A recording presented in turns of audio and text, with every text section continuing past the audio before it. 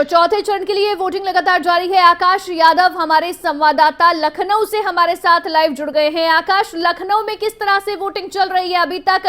क्या जो है लोगों का मूड नजर आ रहा है? वोटिंग के लिए लोग पहुंच रहे हैं, क्या कुछ है स्थिति अभी लखनऊ में पोलिंग स्टेशन पर?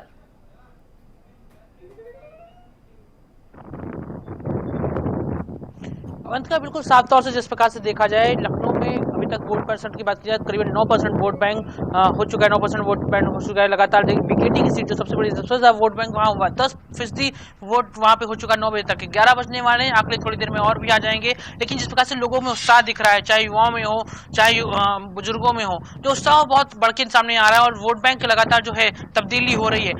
लखनऊ में खासतौर से मायावती ने वोट बैंक डाला, राजनाथ सिंह ने अपना वोट डाला, तमाम जो बड़े बड़े दिग्गज नेता हैं वो भी वोट डालने पहुंच रहे हैं, वोट डाल रहे हैं। और ये भी एक बड़ी दिलचस्प चीजें देखने को मिल रही है, जो नेता हैं वो भी जाके क्षेत्रों में जब जा रहे हैं, लोग वोट डाल रहे हैं, तो उसका भी बड़ा प्रभाव हो रहा है। बड़ी बात ये भी है जिस प्रकार से लगातार लखनऊ की बात की जाए तो लखनऊ में 2 कैबिनेट मंत्री वो भी चुनाव लड़ रहे हैं। एक मंत्री का टिकट कटा था, वहां पे राजेश्वर सिंह है। लेकिन जो वोट बैंक का आंकड़ा है वो बीकेटी में सबसे ज्यादा है। बीकेटी में प्रियंका गांधी ने रोड शो किया था, रोड शो उन्होंने हल्का, लेकिन बीकेटी से खास तौर से एक प्रभाव देखने को मिला। कांग्रेस का जो वर्चस्व है वो बीकेटी में दिखाई पड़ा, क्योंकि वोट परसेंट वहां का ज्यादा दिखाई पड़ा है। लखनऊ मध्य की बात की जाए, लखनऊ कैंट की बात की जाए, ये तमाम सीटों पे वोट परसेंट है वो 8% से लेकर 9% तक है। लेकिन सबसे ज्यादा वोट बैंक बीकेटी की सीट पे। खास बात ये भी है लखनऊ के साथ अगर बात की जाए उत्तर प्रदेश के चुनाव की बात, तो इसमें रायबरेली में चुनाव है, लखीमपुर में चुनाव जहाँ किसानों के, लेकिन उन्नाव में भी चुनाव है। उन्नाव में सबसे दिलचस्प बात ये है वो बिल्कुल आकाश, बाकी सीटों की या बाकी जिलों की हम बात करेंगे, लेकिन अभी अगर हम लखनऊ का जिक्र कर रहे हैं क्योंकि लखनऊ पर चर्चा कर रहे हैं आकाश, तो जैसे आपने कहा कि मतदान लगातार जारी है। अगर हम पिछले साल के वोट प्रतिशत के हिसाब से देखें तो क्या शुरुआत किस तरह से आपको नजर आ रही है? शुरुआत में जो अभी शुरुआती आंकड़ा आया, 9 बजे का पहला आंकड़ा आया है, 11 बज गए हैं, कुछ देर बाद दूसरा आंकड़ा आ जाएगा वोट प्रतिशत का, लेकिन किस तरह की शुरुआत अभी आपको नजर आ रही है वोट प्रतिशत के हिसाब से?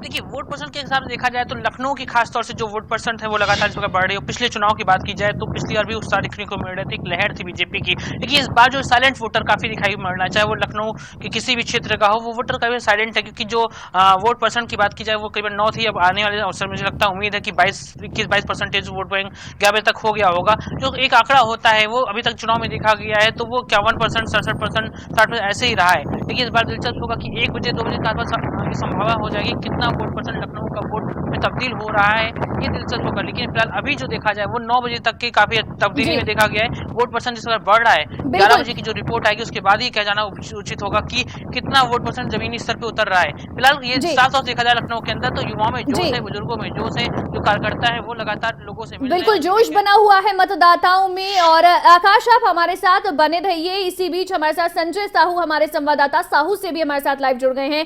संजय, बांदा में किस तरह से इस समय मतदान चल रहा है, क्योंकि 11 बजे से ऊपर का समय हो रहा है, कई जगह से ईवीएम की खराबी की जानकारी भी सामने आ रही है।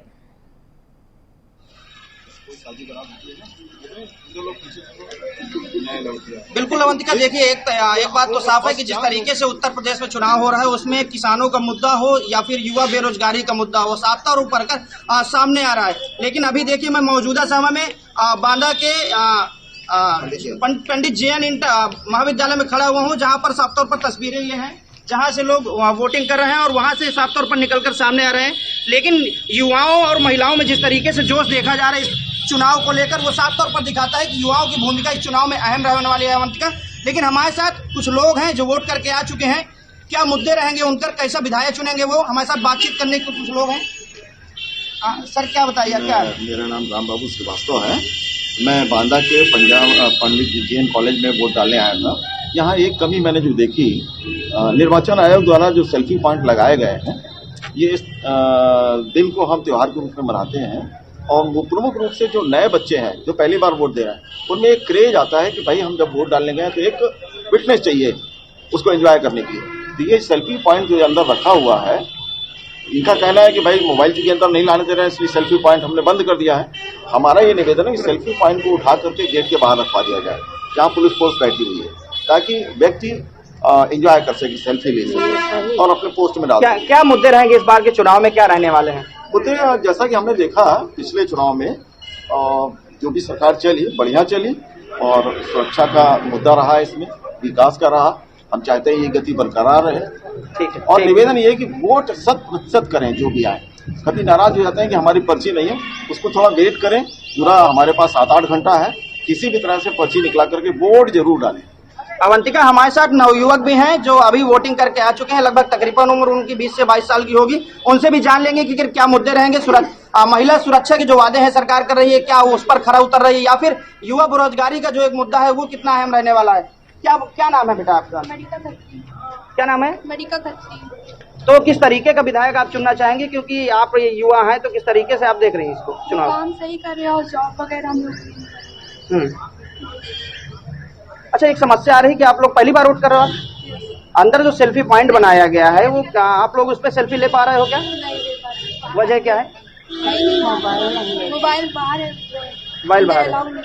अच्छा, ठीक है अवंतिका, तो देखिए ये समस्याएं हैं जो वोटर्स हैं। उनका कहना है कि सेल्फी पॉइंट तो बनाया गया है, लेकिन सेल्फी पॉइंट में जो बाहर पुलिस लगी हुई है वो फोन जमा करा ले रही है। उनका निवेदन है कि सेल्फी पॉइंट को गेट के पास रखा जाए और जो नए युवा मतदाता हैं वो अपना सेल्फी लेकर फेसबुक पोस्ट कर सके। अवंतिका, बिल्कुल, जाहिर तौर पर जब नए युवा वोटर जाते हैं तो उनकी कोशिश होती है कि उनको प्रोत्साहित करने के लिए कुछ ना कुछ पोलिंग स्टेशन पर, पोलिंग बूथ पर जरूर किया जाता है।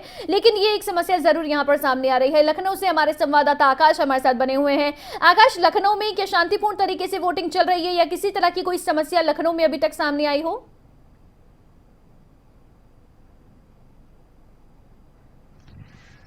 बिल्कुल इनका अभी सुबह से ऐसा कोई भी ऐसा सामने नहीं आया। लगातार शांतिपूर्ण तरीके से पुलिस प्रशासन लगातार एक्टिव रहा है। तमाम अधिकारी सड़कों पे हैं, जो ये चौकंद है उसे देख रहे हैं। यही बड़ी बात है कि अभी तक कोई चीज सामने नहीं है कि कहीं भीड़ की दिक्कत आई हो या वोटिंग में कोई दिक्कत हो रही है, ऐसी कहीं कोई दिक्कत सामने नहीं आई है, क्योंकि प्रशासन लगातार पहले से एक्टिव था। और ये भी देखा गया लगातार देर रात से ही जो अधिकारी थे वो पहुंच रहे थे अपने पोलिंग स्टेशन पे। चौक व्यवस्था देख लीजिए। अभी बड़ी बात है जब जनता वहां पहुंच रही है, वोट डालने पहुंच रही है, तो ऐसी समस्या लखनऊ की खास और किसी भी सीट से, किसी बूथ से अभी तक सामने नहीं आई है। फिलहाल देखना होगा कि आगे अगर आएगी तो फिलहाल तो जिस प्रकार से बड़े बड़े नेता हैं वो अपने अपने बूथ पे जाके वोट डाल रहे हैं, तो अभी तक ऐसा कुछ देखने को नहीं मिला है। तो चौक चौबंद की व्यवस्था की जाए वो भी बहुत टाइट देखने को मिल रही है। लगातार पूरा प्रशासन अमला जो है वो यहाँ पे एक्टिव दिखाई पड़ रहा है और जिसके से कोई भी समस्या अभी तक सामने बिल्कुल तमाम जानकारी हम दर्शकों तक लगातार पहुंचा ही रहे हैं। और सुरक्षा व्यवस्था लखनऊ में चाक चौबंद की गई है, जैसे हमारे संवाददाता आकाश जानकारी दे रहे हैं। आकाश, हमारे साथ बने रहिए। संजय साहू, आपके पास आते हुए बांदा में देखिए कई जगह से ईवीएम में गड़बड़ी की जानकारी भी सामने आ रही है, जिसको लेकर समाजवादी पार्टी ने सवाल उठाए हैं। जहां पर आप मौजूद हैं, कि आपके आसपास किसी पोलिंग स्टेशन पर या आपके वाले बूथ पर कोई ऐसी समस्या अभी तक सामने आई हो?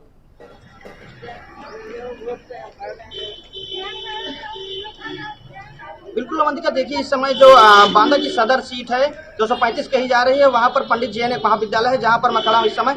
मौजूदा स्थिति जो यहाँ की है, फिलहाल कोई ईवीएम मशीन खराब नहीं हुई है और जहां भी अगर थोड़ी बहुत भी आशंका रही हो, तुरंत जो ऑब्जर्वर है वहां जाकर वो उससे निपटने की कोशिश कर रहे हैं। लेकिन जो समस्याएं यहाँ पर आ रही है वो समस्या युवाओं को लेकर बस यही आ रही है कि जो सेल्फी पॉइंट बनाया गया है, सोशल मीडिया पे पोस्ट करने का जो एक क्रेज होता है वो युवाओं को नहीं भूल पा रहा अवंतिका, जिससे जो नवयुवक है उसमें खासा रोष आ रहा है। देखिए जैसे हमारे साथ ये नाराजगी, उन्होंने बताया कि भैया सेल्फी पॉइंट रखा हुआ है लेकिन उस पर जो है सेल्फी नहीं लिया जा रहा क्योंकि फोन बाहर ही जमा करा लिया जा रहा है। बिल्कुल, एक सेल्फी पॉइंट मेरा नाम विश्वास करती है, मैं फर्स्ट वोटर हूँ। यहाँ पे रोजगार का मुद्दा है, महंगाई का, और सेल्फी पॉइंट जो है यहाँ पे अंदर बनाया गया लेकिन फोन नहीं ले जाएंगे, तो हम लोग अपनी सेल्फी वगैरह इस पर पोस्ट नहीं कर सकते। इस तरीके के विधायक क्या मुद्दे रहेंगे आपके इस बार? यहाँ पे 5 साल कुछ काम नहीं हुआ है। सड़कों में गड्ढे ही रहे हैं, कालुगों में बहुत जाम रहता है, जहाँ तक सड़क पूरी खराब है। तो देखिए अवंतिका, ये मुद्दे हैं, ये वो युवा है जो अब जाग चुका है और जाहिर सी बात है कि इस बार के चुनाव में अहम रोल निभाने वाला है अवंतिका। बिल्कुल संजय, देखिए बेशक पहली बार वोट करने आए हैं लेकिन जरूर जागरूक है वोटर हमारा, और इसीलिए तमाम मुद्दों को देखते हुए इस बार मताधिकार का इस्तेमाल किया जा रहा है, वोट डाले जा रहे हैं। संजय, आप हमारे साथ बने रहिए। इसी बीच कुछ तस्वीरें भी हम दर्शकों को दिखा देते हैं जो पोलिंग स्टेशन से सामने आई हैं, अलग अलग जगहों से सामने आई हैं। दिग्गजों की ओर से वोट की अपील तो की ही जा रही है, लेकिन दिग्गज खुद वोट डालने के लिए आगे पहुंच रहे हैं। ये तस्वीरें, 4 तस्वीरें हम आपको दिखा रहे हैं। राजनाथ सिंह, देश के रक्षा मंत्री, उनकी ओर से वोट डाला गया है। लखनऊ में उन्होंने वोट डाला। बसपा सुप्रीमो वो मायावती आपको तस्वीरों में नजर आ रही हैं, जो सुबह सुबह वोट डालने के लिए पहुंचे और लखनऊ से मायावती की ओर से वोट डाला गया। लखनऊ में ब्रजेश पाठक कैबिनेट मंत्री उत्तर प्रदेश के, उनकी ओर से भी वोट डाला गया है। वोट डालने के लिए ब्रजेश पाठक भी पोलिंग बूथ पहुंचे और उन्होंने भी अपने मताधिकार का इस्तेमाल किया है। और देखिए भगवा कपड़े पहनकर ब्रजेश पाठक जो है वो वोट डालने के लिए पहुंचे हैं। आपको तस्वीर नजर आ रही है मोहसिन रजा की भी, जो कैबिनेट मंत्री हैं और उनकी ओर से भी वोट डाले गए हैं। वोट डालने के लिए मोहसिन रजा भी अपने परिवार के साथ वोट डालने के लिए पहुंचे।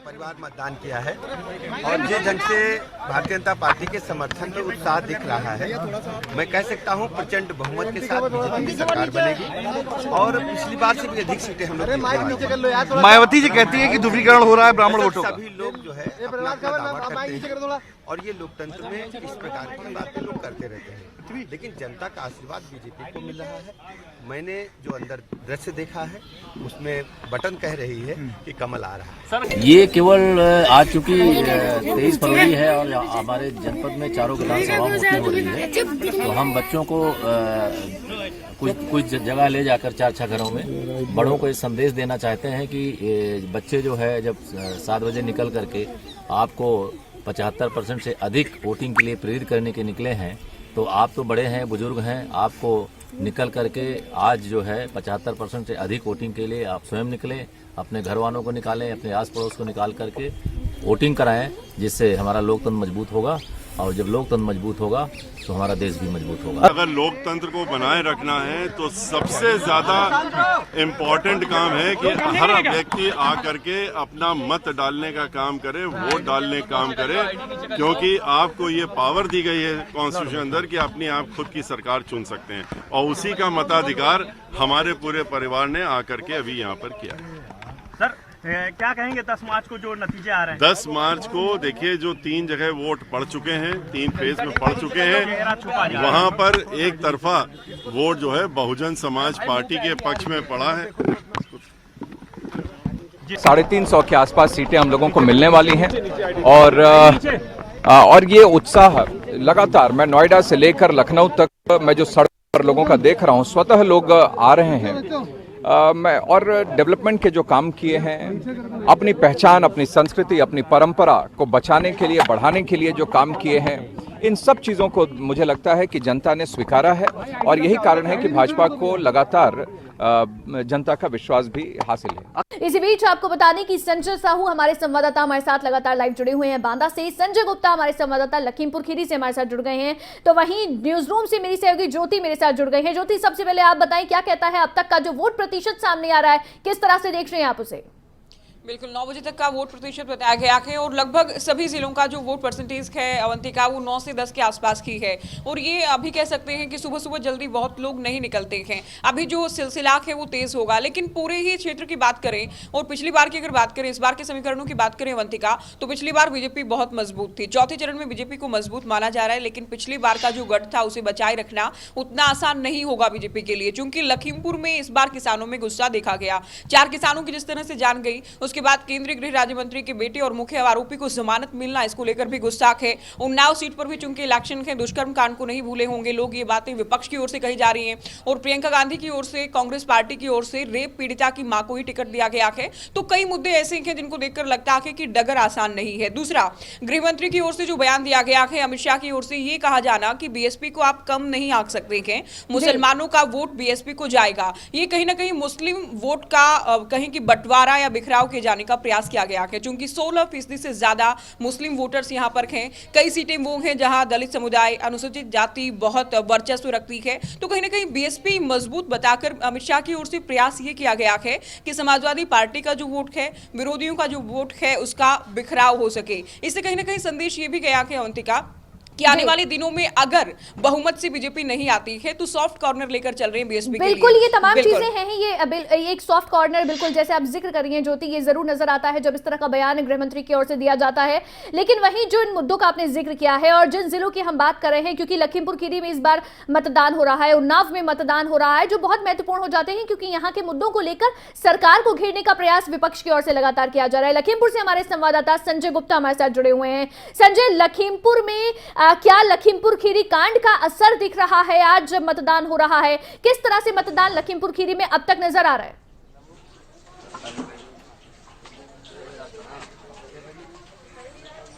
जी अवंतिका जी, मैं बताना चाहूंगा लखीमपुर कांड का कोई असर चुनाव पे नहीं पड़ रहा, मतदाताओं पे नहीं पड़ रहा है। यहाँ भारी मात्रा में मतदाता अपना मत का प्रयोग कर रहे हैं और ऐसा किसी भी प्रकार का कोई मुद्दा मतदाताओं पर नहीं बन रहा है। वो अपने मत का प्रयोग कर रहे हैं, जहां जिसको जिस पार्टी को वोट देना वो खुल के दे रहे हैं, किसी के दबाव में नहीं है। संजय, आपके आसपास लोग खड़े हैं, उनसे आप बात कीजिए और जानिए किन मुद्दों पर इस बार वोट करने के लिए वो आए हैं।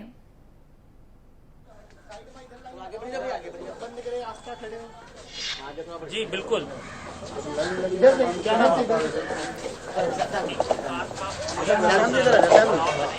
आज वोट डालने आए हैं, किन मुद्दों को लेकर आज वोट डालने?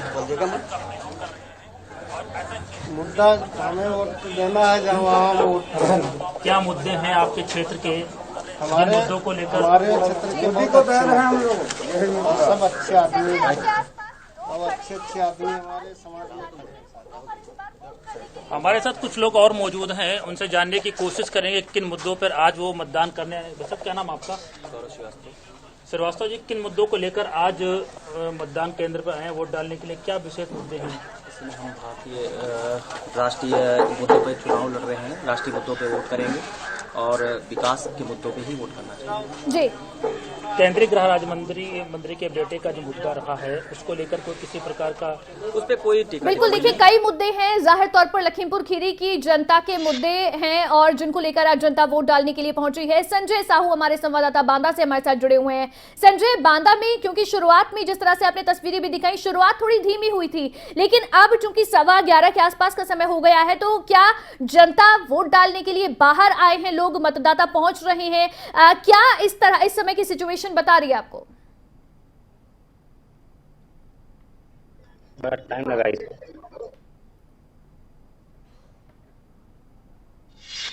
इलाका था जो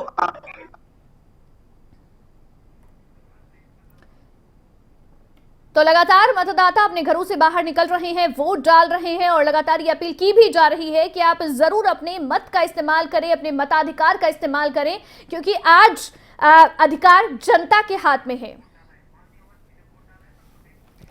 तो 9 जिलों की 59 सीटों पर वोट आज डाले जा रहे हैं और हमारे संवाददाताओं की ओर से जो स्थिति है इस समय पोलिंग स्टेशन पर, पोलिंग बूथ पर, वो आप दर्शकों तक पहुंचाई गई। बहुत शुक्रिया संजय साहू, संजय गुप्ता, ज्योति संगवान, आपका भी बहुत शुक्रिया तमाम जानकारी दर्शकों तक पहुंचाने के लिए। लेकिन इस समय आपको बता दें कि लगातार मतदाताओं की ओर से वोट डाले जा रहे हैं। इसी बीच पद्मश्री गायिका मालिनी अवस्थी की ओर से भी वोट डाले गए हैं और किस अंदाज में उन्होंने जनता से वोट की अपील की है वो भी आपको सुनवाएंगे। लेकिन मालिनी अवस्थी की आप तस्वीरों को देखिए। मालिनी अवस्थी आज खुद वोट डालने के लिए पहुंची। पद्मश्री गायिका है मालिनी अवस्थी, पद्मश्री से सम्मानित उन्हें किया गया है, लोक गायिका है और आज उनकी ओर से भी वोट डाला गया, अपने मताधिकार का इस्तेमाल किया गया है।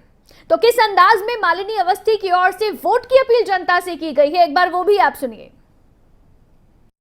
अरे जागो रे जागो देश के मतदाता, अरे जागो रे जागो यूपी के मतदाता, अरे जागो रे जागो मोरी बहिनी रे भौजी रे, जागो रे जागो मोरी सखिया रे सहेली रे, जागो रे जागो यूपी के मतदाता।